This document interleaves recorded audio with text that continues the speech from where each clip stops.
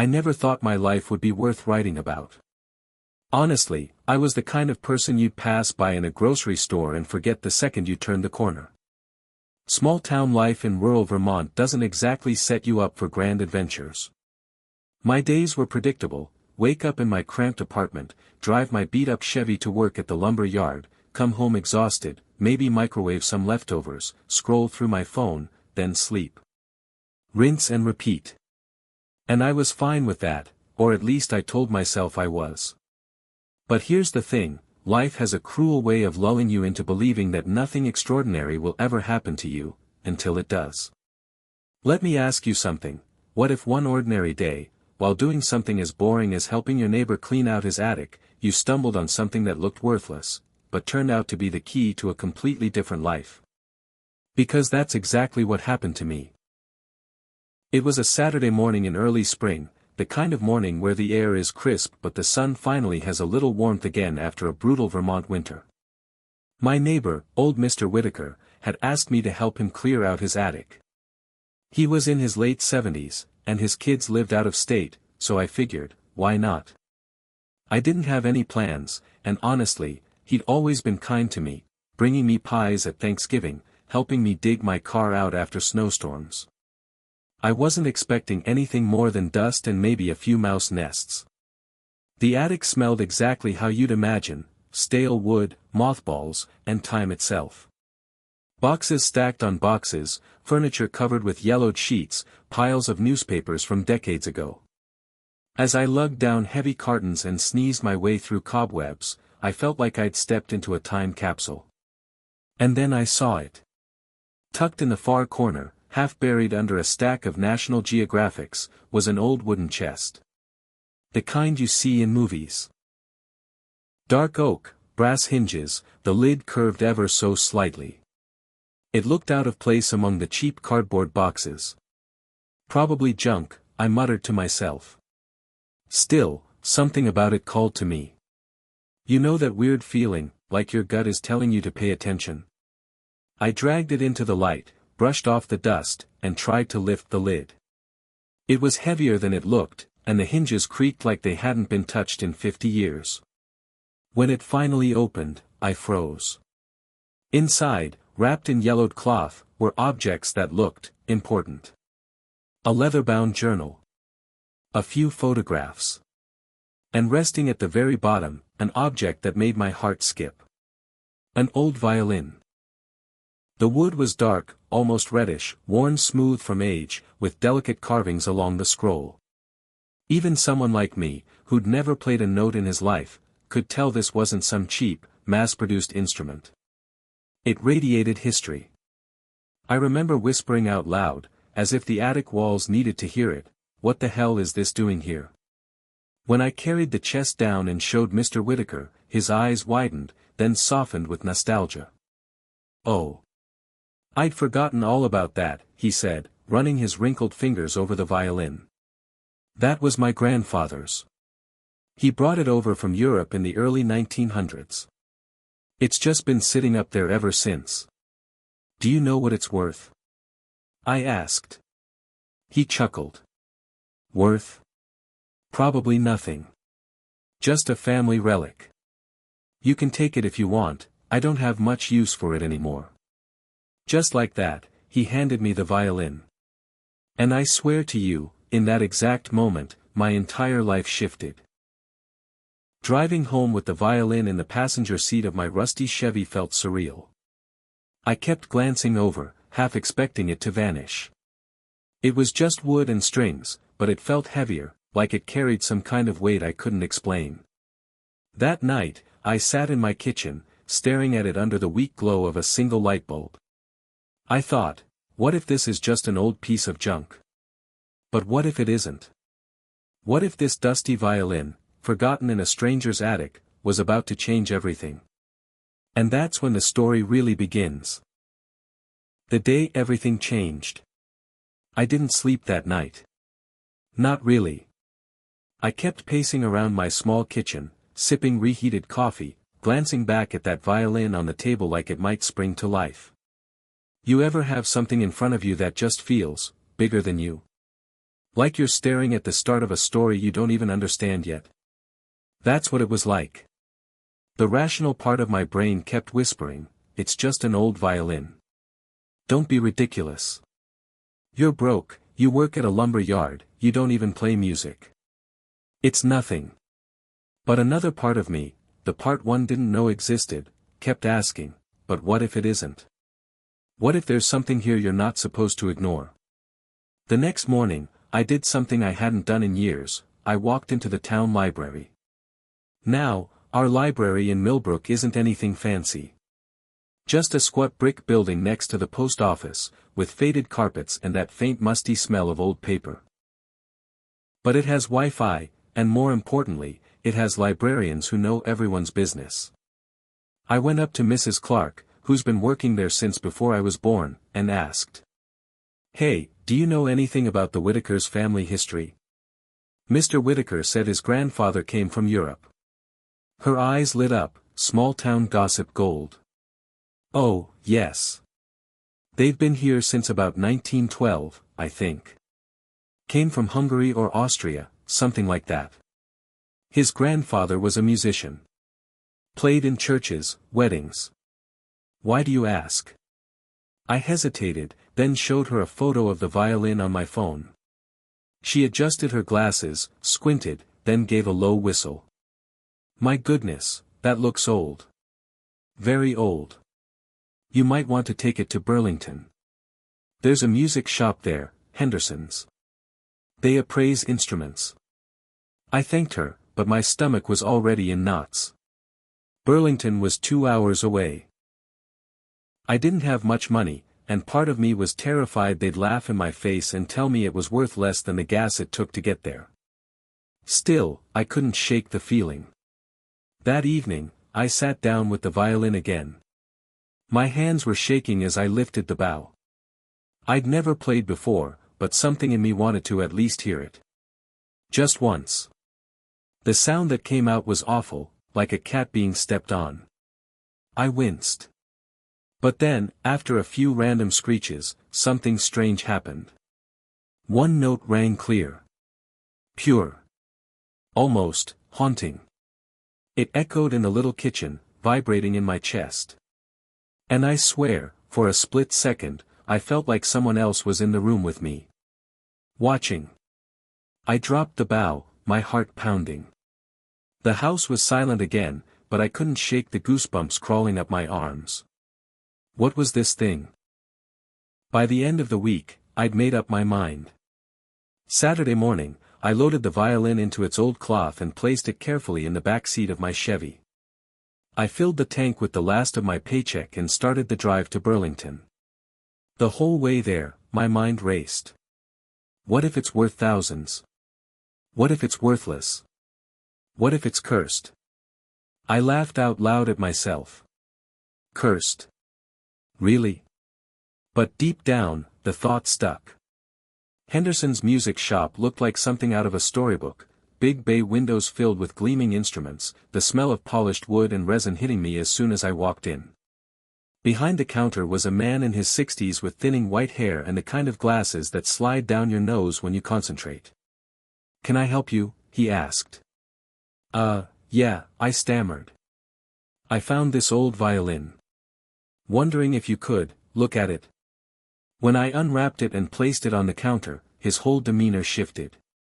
He didn't touch it right away. Just leaned in, eyes narrowing, like he was staring at a ghost. Where did you get this? His voice was low, almost cautious. I swallowed. From my neighbor's attic. His grandfather's, I think. The man finally picked it up, holding it like it was made of glass. He turned it over, examined the back, the scroll, the F-holes. Then he looked at me, and for the first time, he smiled. Son, he said softly, do you have any idea what you're holding? My throat went dry. No. He chuckled, shaking his head. This isn't just an old violin. This might be the find of a lifetime. And just like that, my world tilted on its axis.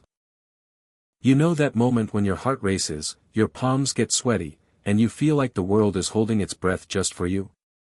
That's exactly how I felt the first time I listed one of those records online. I didn't know what I was doing. Honestly, I barely knew how to take decent pictures.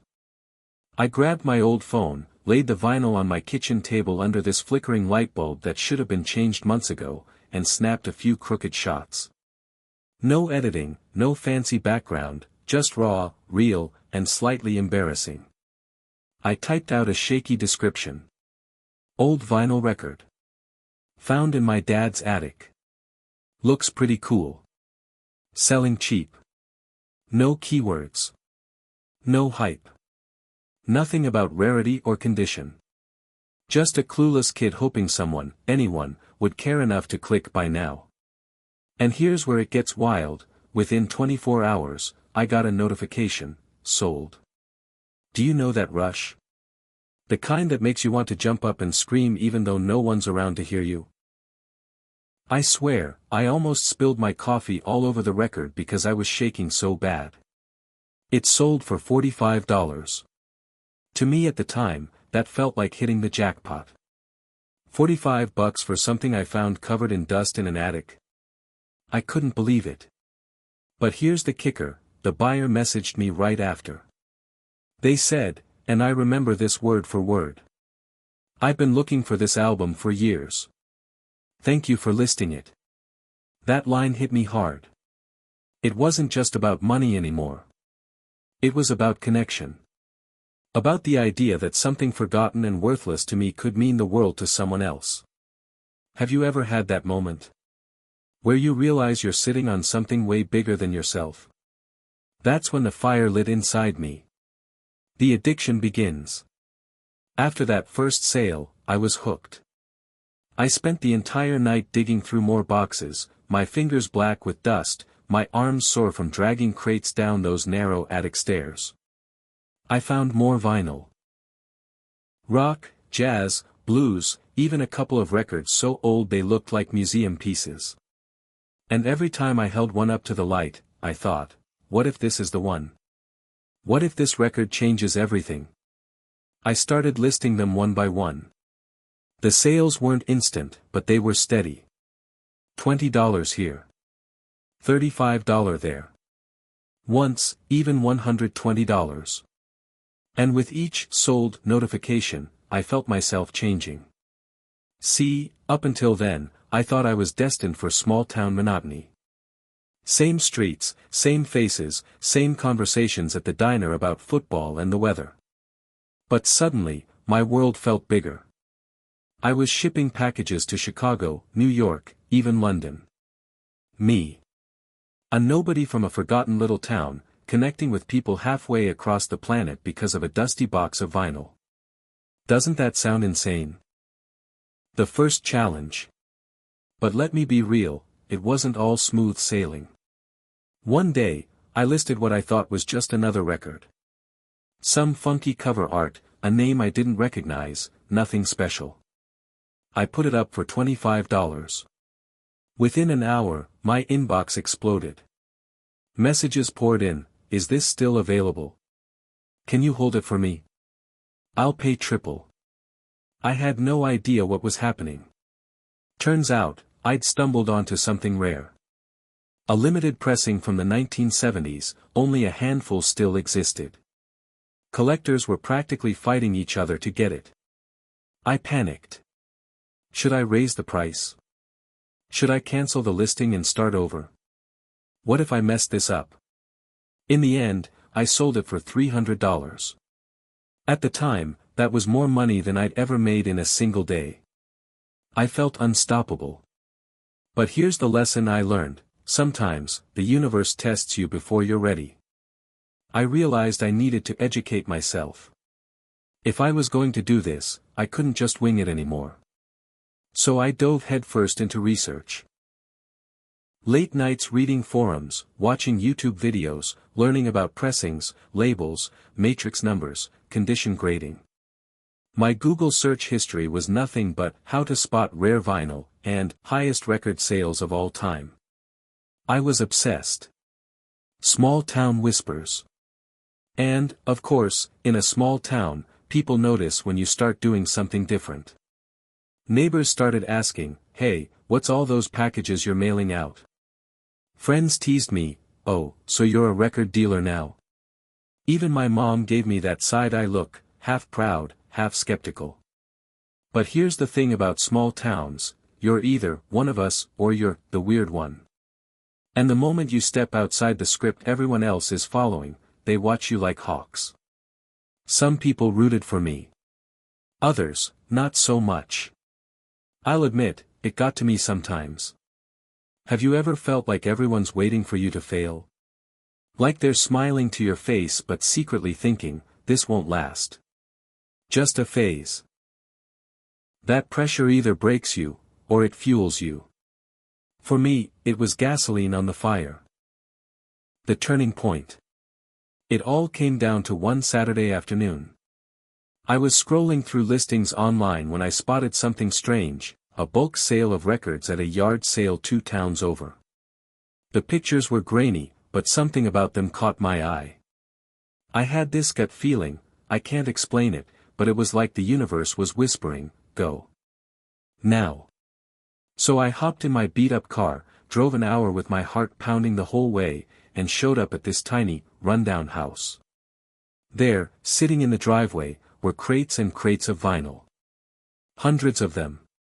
And get this, the seller wanted $100 for the whole lot. I tried to play it cool, like I wasn't about to explode inside. But I handed over the cash so fast my hands were shaking. When I got home and started flipping through, I found gems. Rare pressings. Albums worth hundreds, even thousands. It felt like I'd just struck gold. That day changed everything. And you know what? That was only the beginning. Because once you get a taste of success, the hunger only grows. And soon, I wasn't just selling records, I was building a life I never imagined possible. It's funny, looking back now, how everything seemed to snowball after that yard sale. What started as a random find in my dad's attic turned into a whirlwind of discovery, risk, and growth. I began traveling every weekend, small towns, estate sales, flea markets. Sometimes I came home with nothing but a sore back and disappointment. Other times, I felt like Indiana Jones uncovering treasure no one else noticed. There were moments of doubt, too. Nights where I stared at my growing stacks of vinyl and wondered if I'd gone too far. If maybe the neighbors were right, that it was just a phase. But here's what I realized, when something keeps pulling at you, when it refuses to let go, that's not a phase. That's your calling. The big break. My real turning point came when a collector from Los Angeles reached out. He'd heard about me through word of mouth, small-town kid, rare vinyl hunter, crazy enough to drive hours for a single record. He offered to fly me out, expenses paid, to bring him some pieces from my collection. Me, flying to LA because of vinyl records. Can you imagine? When I walked into his mansion, walls lined with art and gold records, I felt like I'd stepped into another universe. He shook my hand, looked me in the eye, and said, "Kid, you've got something special. Don't stop." That was the validation I didn't even know I needed. Building the dream. After that, things moved fast. I opened a small shop downtown, not fancy, just a cozy space filled with shelves, posters, and the crackle of records spinning in the background. At first, I thought nobody would show up. But people did. Locals, collectors, teenagers curious about retro music. The shop became a meeting place, a little sanctuary for anyone who loved music, stories, or just the feeling of holding something real in their hands. And I wasn't just selling records anymore. I was preserving memories, passing down legacies, and connecting strangers through music. The beautiful twist. One day, months later, my mom came by the shop. She picked up an old record and smiled, a tear in her eye. This was your father's favorite album," she whispered. I froze. All this time, I thought I'd just been selling random old vinyl. But in that moment, I realized I'd been carrying a piece of my family's history too. My dad's attic wasn't just full of junk, it was full of stories, of love, of moments frozen in time. That hit me harder than any paycheck ever could. The ending that's really a beginning. Today, I'm not just the guy who sells vinyl. I'm someone who built a life from dust, from something forgotten. And maybe that's the lesson here. Sometimes the things we overlook, the things gathering dust in the corners of our lives, are the very keys to our future. So, let me ask you, what's sitting in your attic? What hidden treasure is waiting for you to notice it, to dust it off, and to let it change your life? Because if there's one thing I've learned, it's this: greatness doesn't always start loud. Sometimes, it begins in silence, in a dusty box no one cares about, until you're brave enough to open it. And once you do, your whole life might never be the same again. From dust to destiny, that was my story. Maybe, just maybe, yours is waiting to be written too.